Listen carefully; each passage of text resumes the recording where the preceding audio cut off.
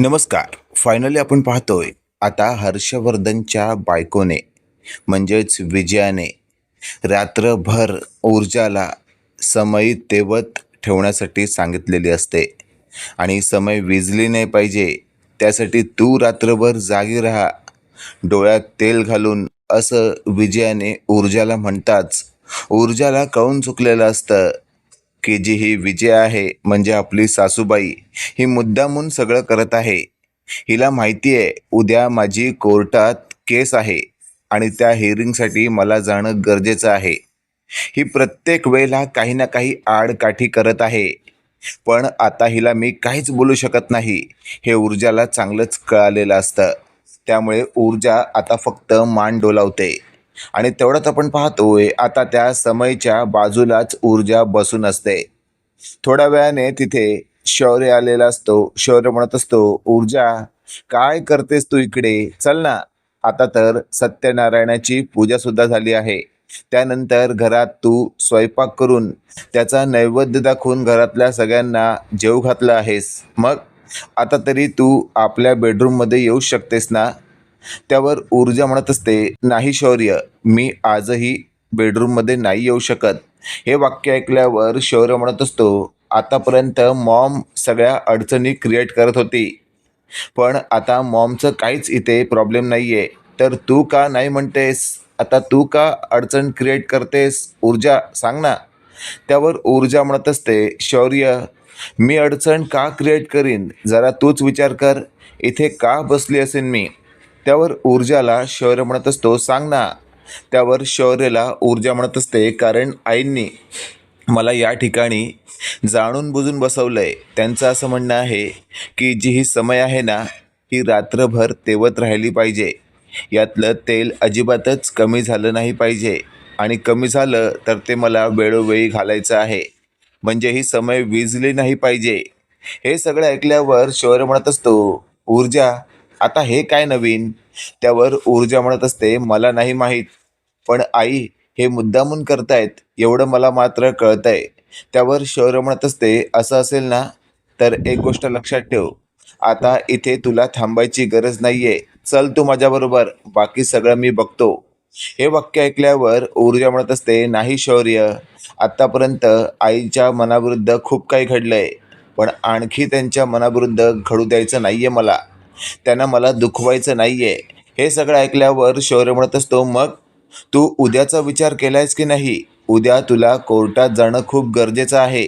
उद्या पद्मा केसची हिअरिंग आहे, लक्षात आहे ना तुझ्या?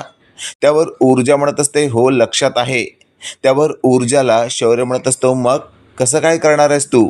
त्यावर शौर्यला ऊर्जा म्हणत असते, ते नंतरचं बघेन मी, पण आत्ता इथे बसणं मला खूप गरजेचं आहे. तेवढ्यात आपण पाहतोय आता शौर्य म्हणत असतो, मला पटत नाहीये मॉमचं हे.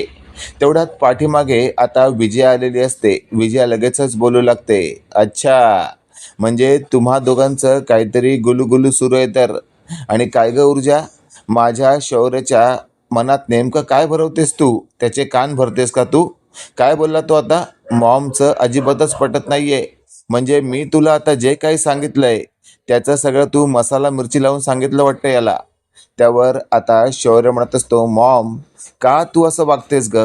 तिने मला काही सांगितलेलं नाहीये, पण तू हिला इथे असं का अडकून ठेवलं आहेस, मला कळत नाहीये. तू हे सगळं जाणून बुजून करतेस की काय? त्यावर आता थेट हर्षवर्धनची बायको विजया शौर्याला म्हणत असते, मला तर असं वाटतं ना की आता तू इथून उठावं आणि थेट आपल्या बेडरूममध्ये जावं.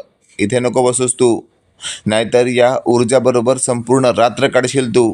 हे वाक्य ऐकल्यावर शौर्य म्हणत असतो, काय प्रॉब्लेम आहे? माझी बायको रात्रभर जागी राहणार आणि मी तिकडे बेडरूममध्ये जाऊन झोपणार, याला काय अर्थ आहे? मी सुद्धा इथेच बसणार. त्यावेळेला ऊर्जाला आता विजया म्हणत असते, बघ ऊर्जा, तूच काय तो विचार कर. जर शौर्य इथे बसला तर अजिबातच मला चालणार नाहीये. या कामामध्ये फक्त तूच लक्ष दिलं पाहिजेस. हे वाक्य ऐकल्यावर आता ऊर्जा म्हणत असते, शौर्य प्लीज, आई काय सांगतायत ते नीट ऐक, जा तू आता इथून. हे वाक्य ऐकल्यावर आता शौर्यला तिथून जावंच लागतं. तेवढ्यात तिथे ऊर्जाची मोठी बहीण दिव्या आलेली असते. ती म्हणत असते, आई, अहो काय हे, मला सांगायचं ना, मी लक्ष ठेवीन ना. ऊर्जावर तुम्हाला इथे कोणीतरी या ऊर्जावर लक्ष ठेवणारं हवंच असेल ना, तर मी आहे ना रिकाम टेकडी. मी इथे बसून हिच्यावर प्रॉपर लक्ष ठेवेन. आणि एक सांगू का आई, नका काळजी करू तुम्ही, मी तिला अजिबातच झोपू देणार नाही हां. हे वाक्य ऐकल्यावर आता विजया म्हणत असते, तू तिला झोपू देणार नाही असं म्हणतेस तू, पण कदाचित समजा तूच झोपलीस तर? हे वाक्य ऐकल्यावर आता ऊर्जाला थेट मी जागीच ठेवणार, कारण मी स्वतः इथे काठी घेऊन बसणार आहे. हे असं बोलल्यावर आता विजया म्हणत असते, बघा मी तुला सांगितलंय त्याप्रमाणे कर, नाहीतर उगाचच सकाळी सगळा प्रॉब्लेम करून ठेवशील. तेवढ्यात विजया तिथून निघते, आपल्या बेडरूममध्ये येते. हर्षवर्धन म्हणत असतो, काय गे विजया, कुठे होतीस, कुठे तू मगातपासून? त्यावर विजया म्हणत असते, अहो नका काळजी करू तुम्ही, मी असा काही डाव टाकलाय ना की उद्या तुम्हाला ही जी ऊर्जा प्रत्येक वेळेला टक्कर देण्याचा प्रयत्न करते ना, तिला अजिबातच तुम्हाला उद्या टक्कर देता येणार नाही. हे वाक्य ऐकल्यावर हर्षवर्धन म्हणत असतो, म्हणजे असं काय करणार आहेस तू? त्यावर लगेचच आपण पाहतोय विजया म्हणत असते, या ऊर्जाला घरातच डांबून ठेवलंय मी, ते पण रात्रभर जागं राहायला भाग पाडलंय. म्हणजे लक्षात येते का तुमच्या? म्हणजे ही पोरगी रात्रभर जर जागली तर उद्या सकाळी हिला झोप येणार आणि मग ही कोर्टात पोहोचूच शकणार नाही. हे वाक्य ऐकल्यावर मात्र हर्षवर्धन म्हणत असतो, वा, काहीतरी वेगळं आणि युनिक केलंयस तू. आता तर उद्याची केस खूपच महत्त्वाची आहे. उद्याच्या हिअरिंगला जर ही ऊर्जा पोहोचलीच नाही तर केसचा निकाल हा माझ्या बाजूनेच लागेल आणि मग सगळं काही ठीक होईल. मग उरलेल्या काही दिवसातच नाही हिला बाहेर काढलं ना, तर नावाचा हर्षवर्धन जहागीरदार नाही मी. हे वाक्य ऐकल्यावर मात्र आता विजया म्हणत असते, बघा बघा, तुम्ही दिलेला शब्द तुम्ही पाळणार आहात असं तुम्ही म्हणाला आहात. त्यावर हर्षवर्धन म्हणत असतो, अगं मी माझा शब्द नेहमीच पाळतो, बाकी तू विषय सोड, काय करायचं मी ते बघतो. इकडे आपण पाहतोय आता दुसरा दिवस उजाडलेला असतो.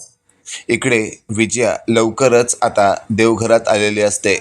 समोर बघते तर काय, तिथे अजूनही तो दिवा तेवत असतो आणि त्या दिव्यात व्यवस्थित तेलही असतं, पण तिथे ऊर्जा नसते. समोरच आता खुर्चीवर दिव्या झोपलेली असते आणि तेवढ्यात विजया दिव्याच्या पाठीवर एक धपका देत म्हणत असते, काय गे, काय म्हणाली होतीस तू काल मला? आई, नका काळजी करू तुम्ही, मी इथे रात्रभर जागीन, या ऊर्जाला अजिबातच झोपू देणार नाही. पाहिलंस, इथे ऊर्जा नाहीये म्हणजे रात्रीच ती बेडरूममध्ये झोपायला गेली आहे आणि तू इथे झोपा काढतेस काय? त्यावर दिव्या म्हणत असते, अहो आई, अशी कशी गेली ती? थांबा, आत्ता तिला फरफटत बाहेर आणते मी. हे वाक्य ऐकल्यावर विजया म्हणत असते, काही गरज नाहीये. आणि तेवढ्यात विजया आता ऊर्जा आणि शौर्यच्या बेडरूमच्या दिशेने गेलेली असते, पण आतमध्ये दोघंही नसतात. त्यावर लगेचच आता विजया स्वतःशी बोलत असते, म्हणजे म्हणजे ही ऊर्जा नेमकी गेली कुठे? तेवढ्यात आपण पाहतोय आता ऊर्जा तर तयार होऊन कोर्टात सुद्धा गेलेली असते आणि विजयाला या गोष्टीचा थांगपत्ताही नसतो. हर्षवर्धनही कोर्टात जायला निघतो, पण तेवढ्यात हर्षवर्धन म्हणत असतो, काय विजया, आज तर मी ही केस जिंकूनच येणार, कारण ऊर्जाला तू झोपवून ठेवली आहेस ना. त्यावर विजया म्हणत असते, सॉरी, पण ती ऊर्जा नेमकी घरातच नाहीये, कुठे आहे काय कळत नाहीये. हे वाक्य ऐकल्यावर हर्षवर्धन म्हणत असतो, म्हणजे कुठे गेली ती पोरगी? त्यावर हर्षवर्धनला विजया म्हणत असते, नाही माहिती मला, या दिव्याने मला सांगितलं होतं रात्रभर मी तिच्यावर लक्ष ठेवीन, पण ह्या दिव्याने सगळा घोटाळा करून ठेवलाय. त्यावर लगेचच आता हर्षवर्धन म्हणत असतो, ठीक आहे, नको काळजी करूस तू, आपण आपल्या परीने बघूया काय होतंय का. आणि अशातच आता कोर्टात पोहोचलेल्या हर्षवर्धनने समोरच उभ्या असलेल्या आपल्या सुनेला म्हणजेच ऊर्जाला पाहिलेलं असतं आणि हर्षवर्धन एकदमच चाट पडतो. हर्षवर्धन स्वतःशी बोलत असतो, काय मुलगी आहे ही, रात्रभर जागूनही इथे आता कोर्टात वेळेच्या आधी हजर झाली आहे, म्हणजे ही बहुतेक आज केस गाजवणार तर. आणि अशातच आता मागचा पुढचा विचार न करता लगेचच आपण पाहतोय कोर्टाच्या कामकाजाला सुरुवात होताच ऊर्जाने ज्या प्रकारे आपल्याकडे असलेले एक एक पुरावे जज साहेबांकडे दाखवलेले असतात आणि जज साहेबांनी त्या आधारावर लगेचच आता या विक्रांतला थेट गजाआड पाठवलेलं असतं.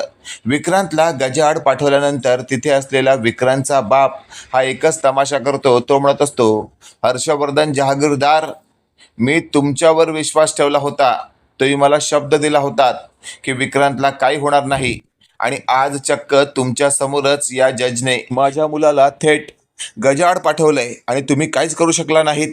त्यावेळेला हर्षवर्धन म्हणत असतो, शिर्के साहेब प्लीज काळजी करू नका, लवकरच मी त्याला बेलवर बाहेर काढीन आणि मग सगळं काही सुरळीत होईल.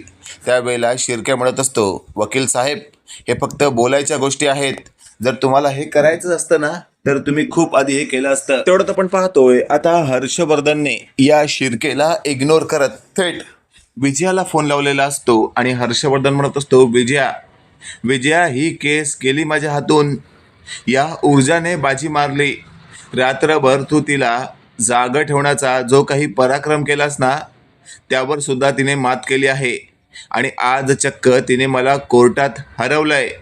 हे वाक्य ऐकल्यावर विजया म्हणत असते, म्हणजे तुम्हाला नेमकं म्हणायचं काय आहे?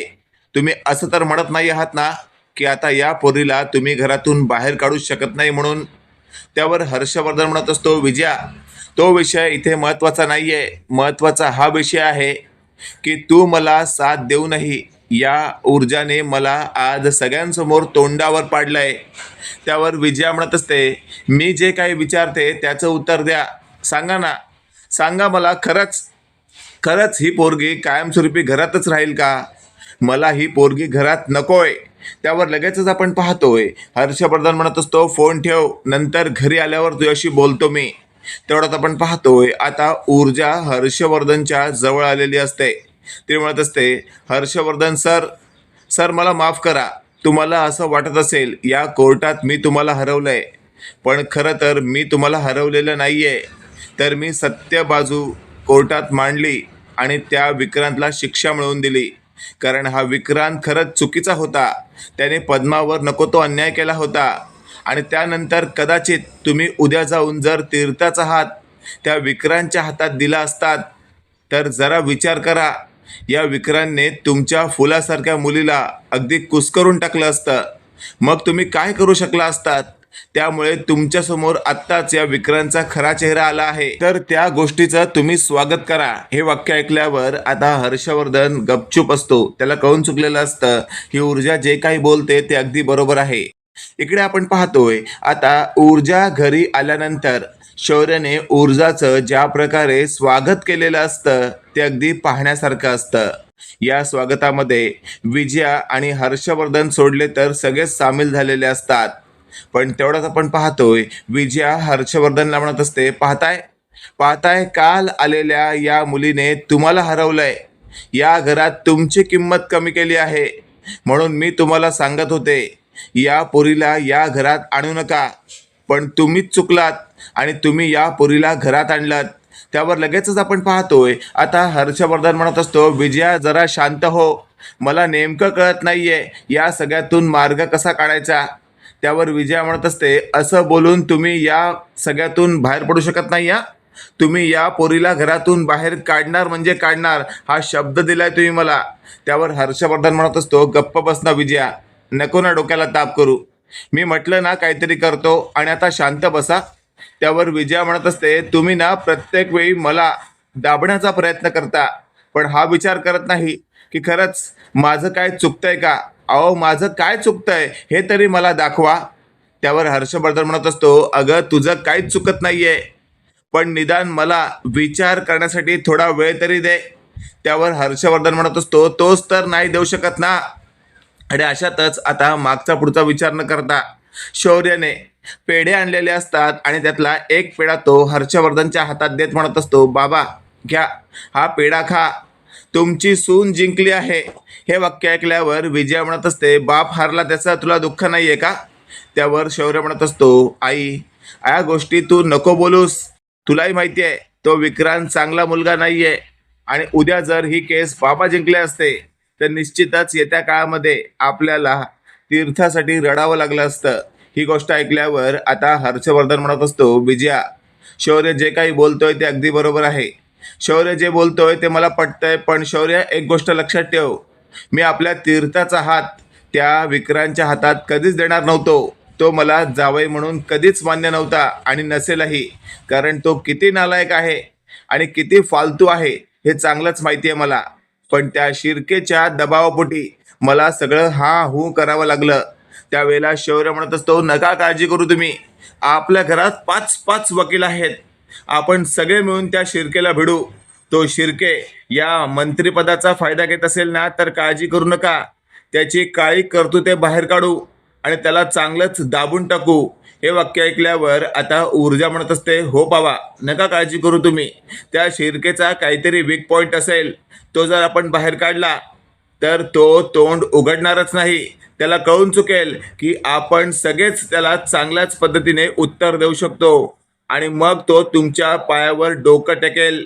हे वाक्य ऐकल्यावर आता हर्षवर्धन म्हणत असतो, अगदीच बरोबर बोलताय तुम्ही, असंच काहीतरी केलं पाहिजे.